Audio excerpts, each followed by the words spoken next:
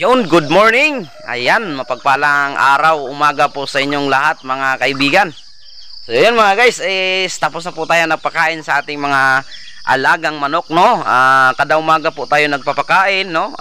Pinapakain po natin sila umaga, tanghali, hapon, no? Pagsapit ng hapon mga kaibigan, pinapakain po natin yung ating alaga para po mabusog po sila at yung mga inahin or yung mga babae na manok marami pong ma-produce na itlog. So yan po. So siyempre mga kaibigan, mayroon po tayo dito ngayong mga bagong bloodline or BL na manok, no? Ito po ay tinatawag na Japanese Shamo or mixed asil. So yan mga kaibigan, ipiplex ko po ito pagdating ng araw kapag nakaparami na po tayo. Sa ngayon yung alaga natin dito yung mga native po, no? Kasi yung native po kasi mga kaibigan masarap po yan, pang tula, matamis po yung sabaw, no? Maiba talaga ang lasa ng native kapag pagdating sa pang katay. Ayan, no? Pagdating sa mga pang ulam-ulam. So yun mga kaibigan, yung ano ko ngayon dito guys, yung Japanese Shamo ko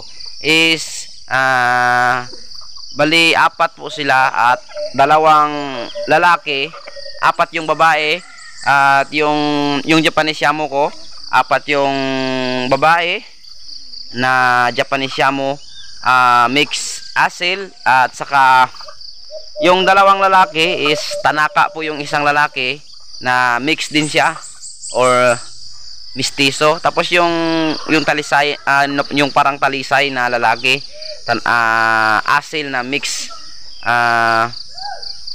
Tanaka. So yung isa mga kaibigan, yung kulay pula 5 months old, pure po siya, pure Tanaka. So yun mga kaibigan. So yun mga guys, ipiplex ko yan, i-vlog ko yan kapag medyo na sila, marami na sila, no? Ito po mga guys, so yung ko asil.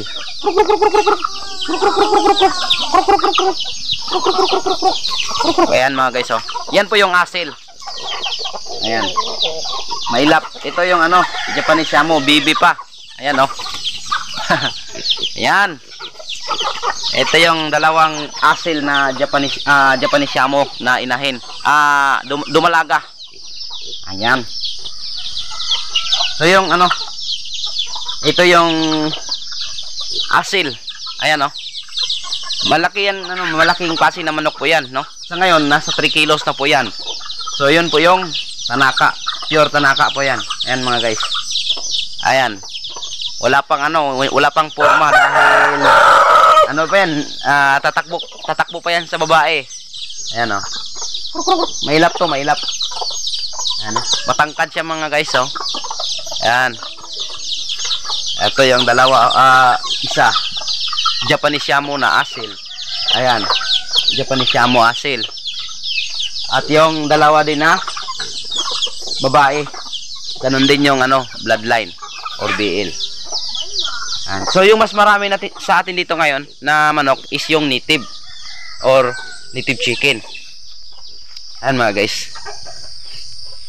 Ayan shout out po pala sa lahat ng mga minamahal nating dyang OFW at sa mga silent viewers ko dyan. Hello po sa inyong lahat. Ayan mga guys, so siyempre kailangan na natin ng kubo nila, no? Pag may na tayo, puhunan, magpapagawa ko ng kubo ng manok talaga. i-separate na po yung mga malalaki at yung sisiw. Kasi nga, parami ng parami sila. So, ano na yan? Pag may budget na tayo, so dyan tayo magpapagawa banda guys. Para malaki yung pwesto nila. Kasi ito yung ginawa ko eh. Gumawa ako, kaso hindi ko natapos dahil maliit siya. Ayan. Maliit sa dami nila, yung iba maapakan. Kaya kailangan talaga na medyo konti. Malaki konti dahil parami ng padami sila. So yun lang guys. Maraming salamat sa inyong lahat. Ayan po. God bless.